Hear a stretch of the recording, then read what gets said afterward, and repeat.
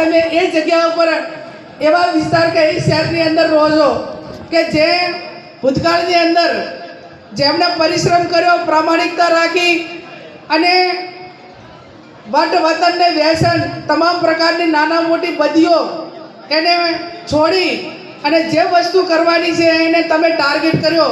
તો હર હંમેશા તમે જુઓ, આજે હું આપણા ગોવિંદભાઈ ધોળકિયાજીને મળી હતી તો એમની બાબતમાં મેં સાંભળ્યું કે આજે સૌથી ટોપ ઉપર એ ડાયમંડ તરીકે એમનું મોટું નામ, અને શરૂઆત કરી ત્યારે ખૂબ નાના યુનિટથી શરૂઆત કરી છે.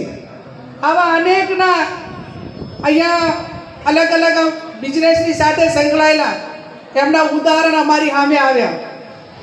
તો એમને એમની પ્રગતિમાં જુઓ કે કોઈ પણ પ્રગતિ એ કાંઈ એક દિવસમાં, વર્ષમાં, 2 વર્ષમાં ના આવે.